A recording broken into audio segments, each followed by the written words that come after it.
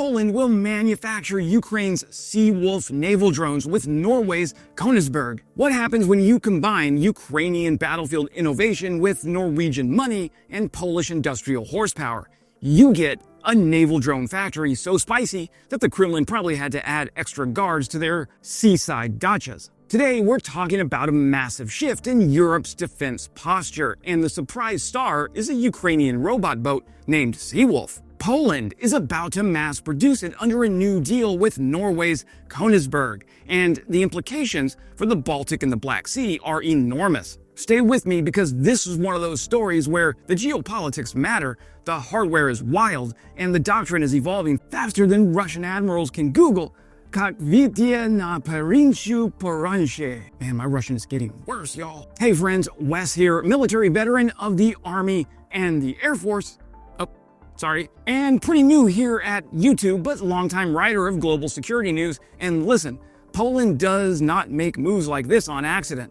Not in 2025, not after years of Russian sabotage plots, Baltic infrastructure attacks, and cruise missiles flying dangerously close to NATO borders. When Defense 24 reported that Kongsberg is setting up production lines in Poland for Ukrainian-designed Seawolf drones, well, that message is clear. Europe is building a naval kill chain without waiting for Washington to do it first. This new production hub is anchored in a joint industrial investment package. Norway brings the cash. Cha-ching! Poland brings the factory floor, and Ukraine brings the combat-tested tech. The safe instrument at the EU level brings procurement, predictability. Russia brings the tiers, and all of that comes at a moment when unmanned surface vessels are rewriting naval warfare. Ukraine has forced Russia to move its Black Sea fleet further and farther east. They've turned billion-dollar warships into overpriced targets. Now Europe sees the writing on the waterline, and they are investing in the thing that has most consistently embarrassed the Russian Navy: unmanned maritime systems designed by Ukraine. By the way, stop me if you've heard this joke. Why does the new Russian Navy have glass-bottomed boats? So they can see the old Russian Navy. Confidence is high. I repeat, confidence is high. Tip your servers. I'll be here all night. Let's talk hardware. The Seawolf is not a single drone. It is a family of drones built on a unified platform. Think of it like the Toyota Helix of the sea. Same chassis, different mission modules, and always found in conflict zones where something explosive is about to happen. Ukrainian company Nordex designed Seawolf as a modular maritime system. The hull, propulsion, comms, optics, and control systems are all fixed. Everything on the top deck swaps out depending on the mission. This gives Ukraine the thing Western navies still struggle to achieve: speed of adoption. Now let's break down the two primary variants. The 7.5 meter Seawolf is an agile scout. This is the version you'll likely see exported first because it's already proven. It's built on a low-profile 7.5 meter body with a 270 horsepower diesel engine. It carries 1,400 liters of fuel and has a range of more than 1,600 kilometers. That is enough distance to ruin an entire coastline's morale before breakfast. Despite weighing under a ton, it can haul up to 1,650 kilograms of payload. Of that, 450 kilograms can be pure warhead. Every Russian radar operator now has anxiety. Because of its tiny hull height, just over half a meter, it rides low. It blends with sea clutter, and it's a nightmare to pick up on radar. With modern optics and encrypted comms, it can scout, it can strike, it can jam, or it can launch FPV drones like a floating dispenser from hell. This one is built for stealth, range, and payload flexibility. Then there's the 9.5 meter Seawolf, the heavy hitter. If the first Seawolf is the knife fighter, this one is the sledgehammer. The upcoming 9.5 meter variant increases the payload to a massive 4,000 kilograms. This opens up mission sets that move from annoy Russia to ruin the entire afternoon of the Russian Naval Task Force. This version can fire AIM-9 Sidewinder missiles mounted on remote stations. It can carry a 12.7mm machine gun turret. It can host an entire FPV drone swarm launcher on its deck, or even deploy guided munitions. This is not a boat as it is so much a giant floating middle finger with GPS. Range comes in around 1,500 kilometers, making it a threat in every body of water around Eastern Europe. And here's the punchline. Nordex says they can produce 25 of these per month. Okay, so why Poland and why now? Well, let's slow this down for a moment because this is one of those parts of the story where everybody subconsciously leans toward the screen. Why would Poland take on manufacturing for Ukraine's naval drone fleet? Well, because Poland isn't just a neighbor. Poland is a new heavyweight in European security, and Warsaw knows exactly what time it is. Stop! Hammer time! No, not hammer time. Poland sits next to Kaliningrad, the most heavily militarized postage stamp in Europe. It has watched Russia attack oil platforms, mine shipping lanes, sabotage pipelines, jam air traffic, and weaponize migration flows. No EU country has had a clearer front row seat to 21st century hybrid warfare, other than Poland and Ukraine. And unlike some Western capitals that prefer strongly worded letters, Poland responded by building a military big enough to make its enemies reconsider their life choices. Poland is on track to field the largest land army in Europe, outgunning even France and Germany. They are buying K2 tanks, HIMARS launchers, Patriot batteries, FA-50 jets, Apache helicopters, and K9 howitzers at a rate that suggests someone in Warsaw is preparing for the mid-2030s like they're hosting the apocalypse. Combine that with Ukraine, which now has the single most combat experienced army in Europe,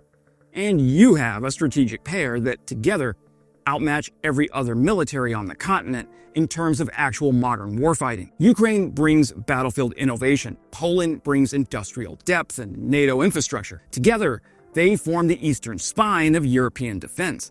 This is why Poland wants Seawolf production, because unmanned systems are not the future. They are the present, and Poland wants to be the arsenal of Europe, not the bystander looking in from the east. Hybrid warfare requires cheap platforms in large quantities, not boutique weapons in gold-plated quantities like the US.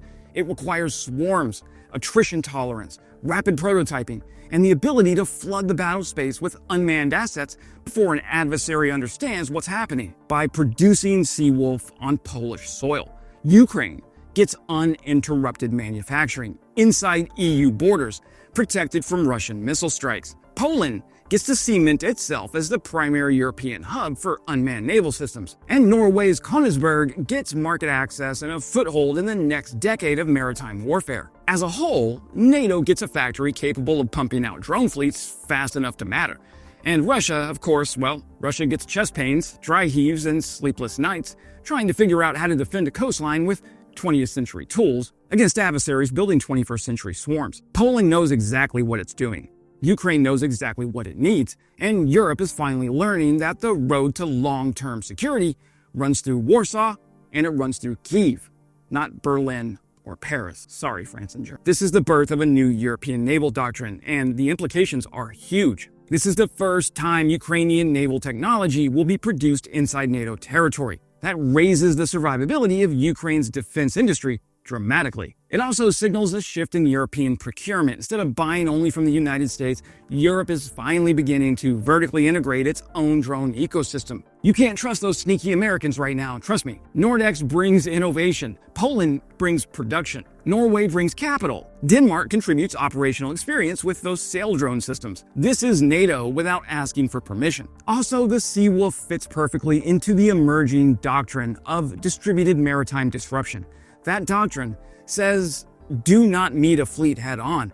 Do not try to build battleships, build swarms, disperse them, strike the logistics and the high-value ships with cheap modular platforms. Ukraine has proven the concept in the Black Sea.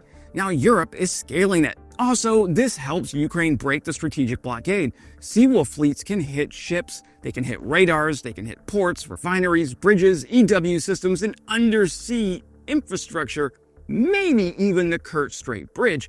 Time somebody brought that thing down, right? These Seawolf boats, they create a permanent coast imbalance. Russia spends millions, Ukraine spends thousands. That's the definition of winning the war of attrition. Now, here's the part that matters most. Europe is not preparing for 2022's war. It's preparing for the war of the late 2020s, where drone swarms dominate the sea as thoroughly as they dominate the air. Seawolf is part of that broader transformation where naval warfare becomes faster, cheaper, and more autonomous. The old model of lumbering dreadnoughts is fading. The future is modular hulls, rapid manufacturing, long-range autonomy, and a doctrine built on constant adaptation. Ukraine pioneered it. Don't ever forget that. Poland is about to mass produce it. Kongsberg is betting on it. And the Kremlin knows exactly what that means, because if you can build 25 Seawolf drones a month in a Polish factory, the Black Sea, the Baltic Sea, and the Arctic become untenable for Russian ships. And that's the kind of discomfort Ukraine needs to win. If you found this breakdown useful, hit subscribe so you don't miss future updates on how Ukraine and NATO are rewriting modern warfare with creativity, with modularity, and a little help from Scandinavian funding. And as always, glory to Ukraine, glory to the heroes. Crimea is Ukraine.